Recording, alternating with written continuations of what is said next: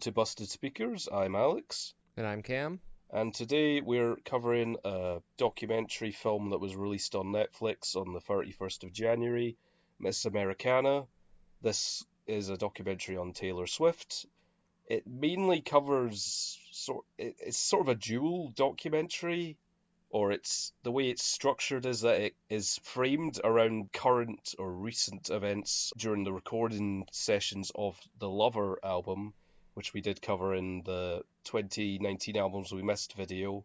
And it also recounts from her modern or current views on all of the pretty traumatic things that she's gone through over her career. And I'd say watching this really puts into perspective all of the, for some people, career ending or just too traumatic to deal with events in her life. And it definitely really makes you think about her life as a whole in ways you wouldn't have thought of before from just interviews and stuff. So I'd say this is quite a illuminating documentary. Cam? Yeah, I definitely agree there. I've been a fan, or considered myself a fan of hers since about the 1989 era, Sure. but at the same time, like, I never really kept up with all of the drama that was going on. Like, I would hear about it from other sources, but I wasn't like following any Taylor Swift sources directly. Yeah. So I would hear things like about the assault allegation or the whole case around that. Yeah. And things like, she was finally coming out in support of Democratic candidates in Tennessee and all that, and people are just like, oh, she's just riding trends, she's doing whatever her handlers tell her to, boost her image right now just because it's the thing to do. And especially like when You Need to Calm Down was released, people were like, is this like her coming out, or is it just she's finally decided to, get off her high horse and show support for the LGBT community, and it's too little too late and all that. And I'm like, it's, how do you go through life being that cynical all the time? Yeah, I Like, mean, how can you justify that kind of hyper scrutiny? yeah, it really makes you think, like, who are these people who dog on her every move or see hidden agendas or secret veiled meanings to her not doing things or doing things? It's bottom line is this documentary makes you realize how difficult her life being famous is. Now, be obviously the fact of being famous equals good hasn't been true to the public. I mean, that's like a really old thing to think, if you think that's true. Obviously, there's lots of hard things to go through, but the specific things that Taylor recounts in this documentary, I mean, I feel like most people couldn't go through half of them at all. So it just shows she's a really strong woman and has gone through a lot. One thing that's recontextualized to me is some of the songs on the Lover album. Seeing her go through the writing process for me at the very beginning, it didn't make me like the song, but it helped me appreciate it a bit more. Like the magic hallelujah moment of, oh, here's the chords and the vocals coming together at this at Mm-hmm. this juncture. That part is fun. Obviously, I love watching the creatives be creative, mostly because I can't do that kind of thing. No matter how hard I've tried, it always just turns out garbage. So just like seeing somebody else, do that, go through the process and enjoy it, and have those eureka moments, it's really heartwarming for me. Yeah, specifically the song Lover itself, that was a really cool scene to watch. Yeah. And it was also cool to see how, like, people can mock Brendan Urie if you want, and say current Panic at the Disco isn't very good. It's true, but I can't hate the guy based on what I've seen in this. He just seems like the loveliest, most receptive person. From the way this is filmed, it looks like he was just called up to see if he was up for recording his guest part in Me, and it seems like he just did it on the fly, and I can't knock that. So it was cool seeing. It's just in general, it's just cool seeing behind the scenes of things, and as music fans, I like seeing some of the intricacies of what connections there are to make you make the album. It did seem a bit weird that they were showing mostly just Joel Little, the producer of Me, You Need to Calm Down, The Man, and Miss Americana, the song. and not Jack Antonoff in the studio for some reason. I don't know why, but I like Jack Antonoff a lot. So when you briefly see him in the documentary, I just wish there was more of him. But obviously, it's not a Jack Antonoff documentary, so I guess I didn't know who was most involved with what, because like I think Jack shows up like a couple of times. Like he's definitely at the release party. yeah, yeah. Maybe he just didn't want to be in it, which is fine. Yeah, and the other guy, like I got the impression just from the start, because like he's there when she's writing most of the songs. It seemed like so. Yeah, To me, it felt like they were either good friends or he was a bigger part of the creation of the album than maybe the his producing credits let on. But again, like I'm not staring at the credits right now, so I can't say for sure. those parts in the studio, those are all kind of what you'd generally expect anyway. So those are cool, but they're not maybe the most eye-opening or illuminating parts of this. Now, I don't necessarily think that they were supposed to be, though. No, they probably weren't. No, Yeah, it's not like this is a tour documentary. It's not about the process of putting on the show. This isn't about the process it's of not. necessarily of writing and creating the album. No, no, that's just like a overarching theme of what was going on while the documentary itself was getting made, and it's not behind the record on Lover at all. It pretty much goes through her whole career. Mm-hmm. But there were some elements to that, like obviously doing that kind of requires some anachronism to the narrative, and I think there are just some points where it didn't really seem to have a point. It didn't really improve the film by doing it out of order like that. There's like constantly bouncing back and forth between here's some things that happened a few years ago, here's writing one random song for Lover, here's going back a few years after the last point we left off, here's, Taylor and some of her friends at home, not necessarily sure what exactly it's contributing. As it comes together, you realize this is maybe sort of just a reflection of how she wanted it to be made, how she wanted the events to be portrayed, didn't want it to be too linear. Obviously, I can't know that. But even then, I felt like mostly it did a good job at that. So I think the best way to think about this movie going into it is that it's just about a woman's struggle in the music industry. Like Yeah, that's really the cleanest summary you can make of it. Like I was reading one professional review that was saying it's like, oh, it's supposed to be like an intimate behind the scenes look at the real Taylor and all this, but it's just like, oh, it's just about the problems of a famous person. Or like I see this problem with comedians a lot lately, mm, where it's like, oh, this rich and famous comedian writes these jokes as if he's a stay-at-home dad or whatever, but he's not. He's a multimillionaire and he can't actually relate to you. Blah blah blah blah. And it's like, I don't care.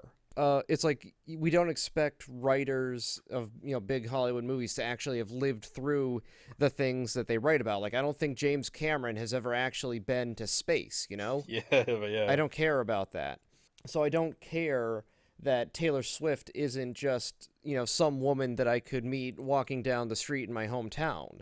You know, I'm not watching this for that. I'm watching this to see what she has gone through as a celebrity and as a person. Like we keep forgetting that celebrities are still people. They still have, their own goals and their own things that they want to do. And yeah, that's where the cynics could still come into this and say, "Oh, the whole thing is just manufactured. Like she was just trying to like maybe she like filmed all of this after people had started saying all these things and now she's just trying to make it look like she was being genuine. She's trying to respin everything in her favor." And I'm like, how do you go through life being that paranoid? those people, I don't feel like this is going to at all convert these people or, relight the events of anything to convince them otherwise. Those people will just stay paranoid, stay angry and hateful, no matter what she does, which is something she has to go through. And it's like the problems and things that famous people have to go through are no less valid than anyone else, and we don't expect them to be normal problems. We, like you say, we expect them to be problems that most people can't comprehend or understand or cope with, which this illuminates and showcases amazingly. This documentary really is. We just can't comprehend what being famous on that level is. Did you get that vibe that she was seeking approval and assurance from everyone about herself and not sacrificing who she really was in a way? That's kind of hard to say because, like I said, I wasn't really a fan of hers until the 1989 Well, era, true, so I yeah. wasn't paying attention to anything before then. Yeah, I didn't know about that either. It's just based on what's in here. Like I definitely buy that. I feel like I've also heard other women talk about that kind of thing. Like it just seems to be the big, like one of the big talking points these days regarding gender equality. And like I can't Yeah, say like anyone specific. People want to be liked. Most normal people don't want to go through life with having people hate them. Like it definitely she in like growing up in the more southern rural type area, I can definitely see that seeking that kind of validation from people being a bigger part of someone's life, especially a young girl. yeah. So it's definitely believable at the very least, and that like thesis statement for the movie kind of makes just brings it all together. It's like if she doesn't say what her political beliefs are, if she just says nothing, she can't offend anyone. So that was interesting that sort of explained why she remained quiet on issues, or at least was a bit wishy-washy on them. Hmm. Like in that interview with, I think, David Letterman. It doesn't really matter really. Yeah, Just saying, I'm just a pop star. No one wants to hear what I have to say. Well, and he congratulated her for it. I'm like, the balls on this guy. yeah, and it's not that that's a terrible thing to think, but it's also if you're suppressing what you really want to say just so to stay out of trouble and to keep validating others or just to not try and aggravate people, it's not the best way to go about things.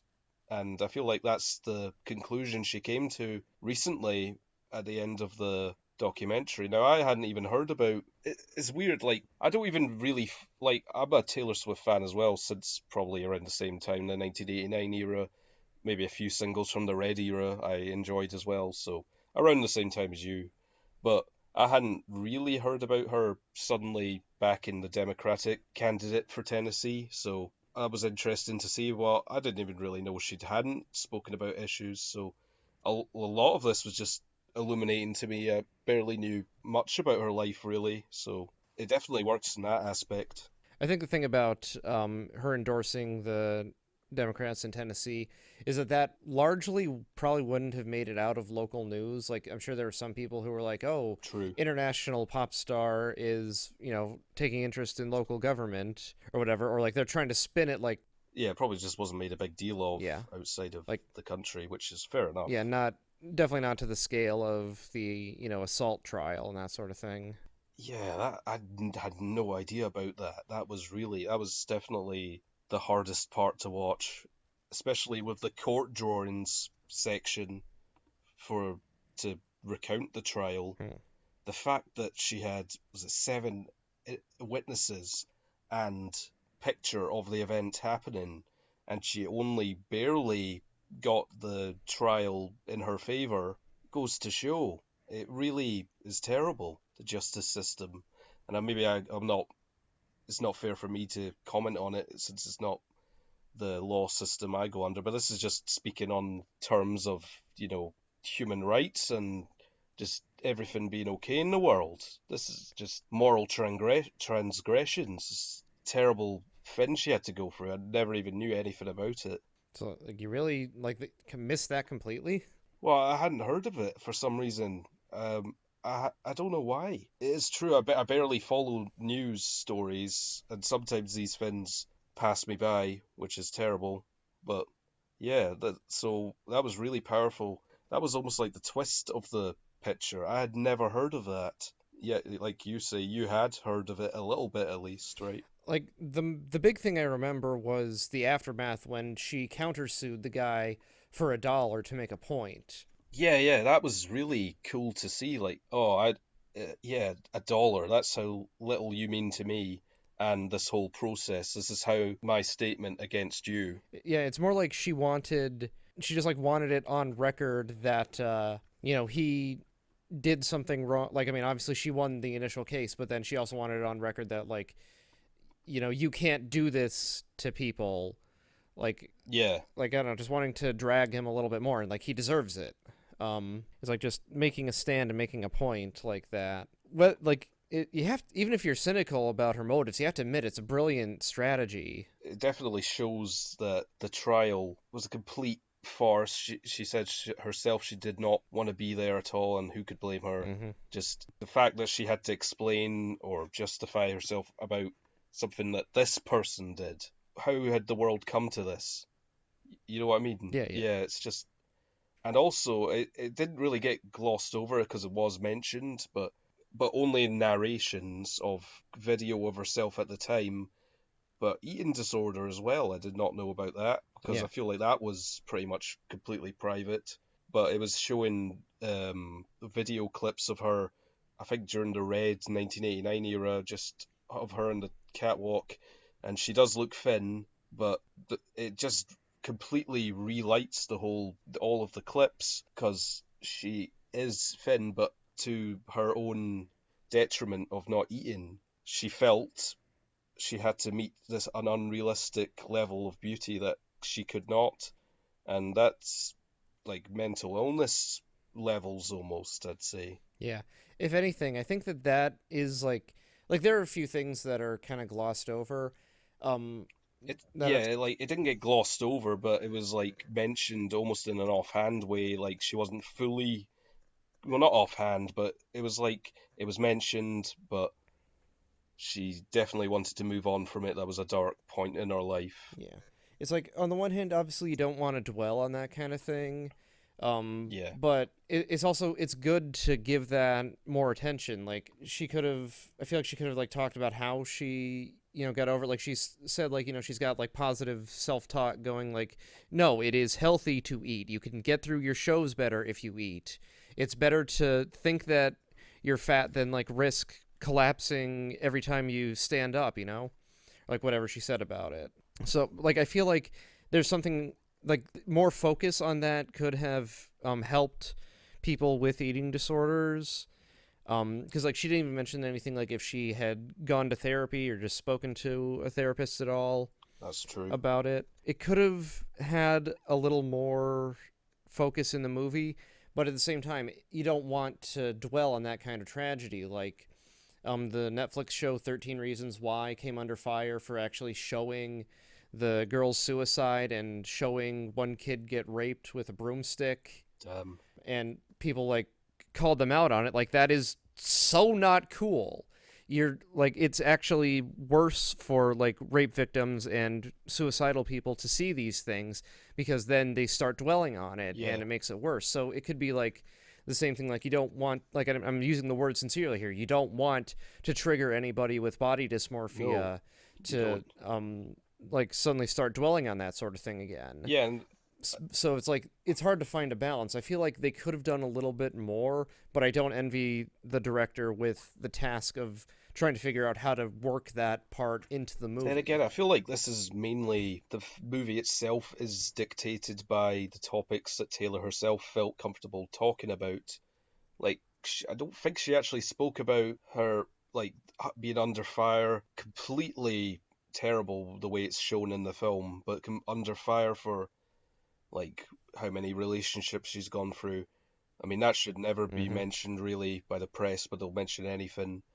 And that's how is she gonna go through that? Like the way that this, I don't think she speaks about it that much, but just the fact you see all these news bulletins about the press talking about her or how I don't like her. She's just seems fake to me, just bad Mm-hmm. person. Like she doesn't speak about these things, but just seeing news bulletins about it or just celebrities or anything talking about her, it's clear she's just talking.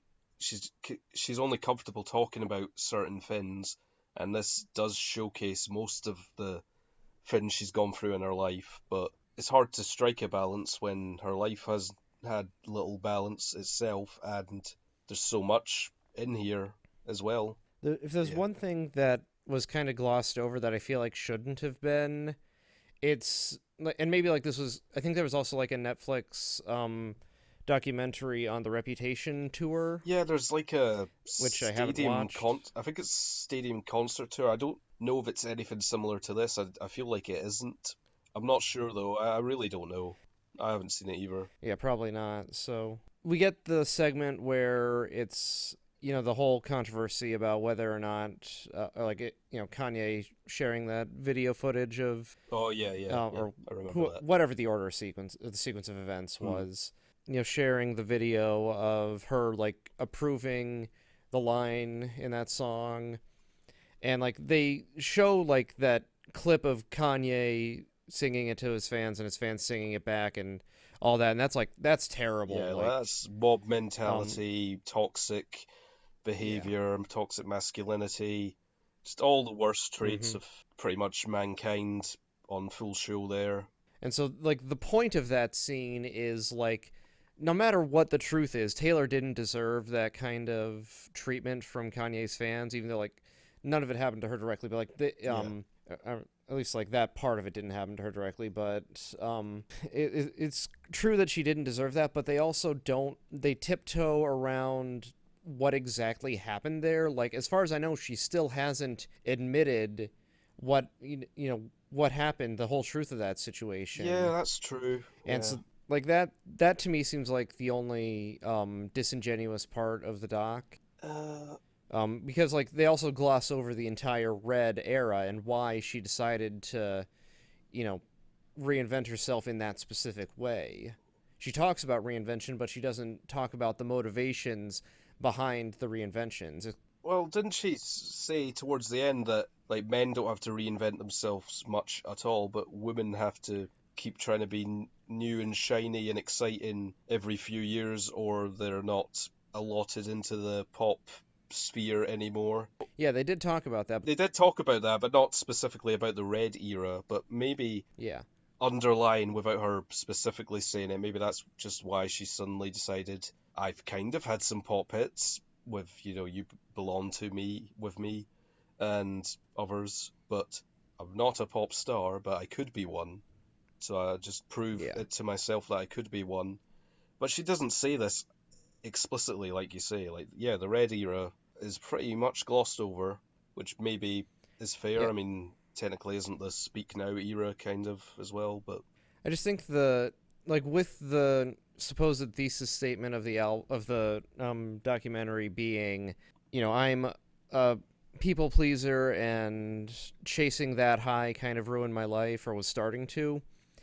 It doesn't really get into that aspect of her career necessarily. yeah. Like her public persona, yes, but not her career and the decisions that she and her team had made over the years. I don't know if they were just thinking, oh, we can only put so much in this. I feel like they could have made it. It could have been longer as well, though. I mean, it is under 90 minutes, which I think documentary films are generally expected to be, actually. I'm not sure, I've not seen that many, but yeah. So there's definitely something going on there where they don't add that in, or don't, maybe they just don't feel like it's important to include. We want to see it, but maybe they didn't factor it in as something to put in there. Like obviously we can't know for sure, but I still think it like would have been a much stronger film if they had done that just to Yeah, really unify the whole thing. true. As is, it just feels a bit like snippets, like or like here's this topic that people have talked about. Here's some home video footage. Here's this topic people have talked about. Here's some concert footage. Just a little bit like that. And it's not. I'm not saying it's a a weak film because it doesn't do this, but or because of what it does do. I just feel like it could have been a lot stronger, made its points a lot better. Yeah, for sure. It definitely could have been clearer about what I was trying to say, but what it did say and what it did showcase for me, especially with my cursory, I knew a few things that had happened to her. I definitely thought she got a bad rap in the press for a lot of things that she probably, or definitely now, does not deserve. So showing it from her perspective, just like, for example, just the fact that she thought she was getting booed at the MTV Awards.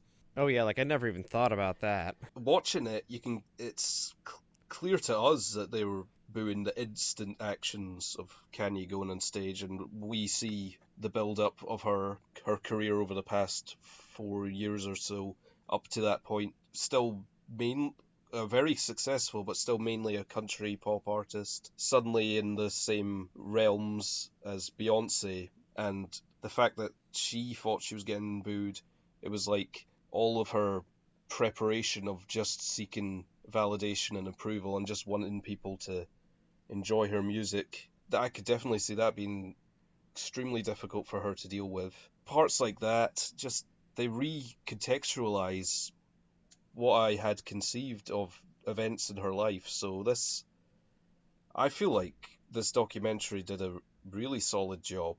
Now, we go back to I'm not sure how to grade documentaries. I'd definitely say, obviously, Taylor Swift fans need to see this. Just music fans, I feel like, definitely need to see this as it's just shows over the last, like, the 2010s were hard for her, just as a whole.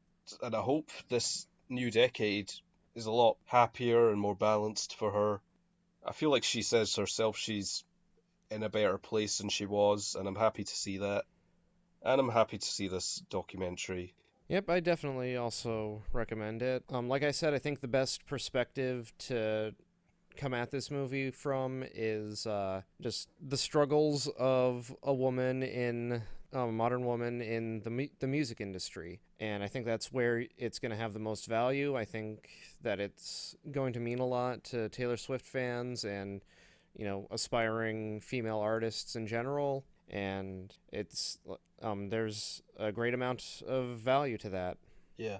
So that was our recap slash review of Miss Americana, the Taylor Swift documentary. I've been Alex. I've been Cam. He has been Cam. He has. I swear he's been Cam. See you guys next week. Bye.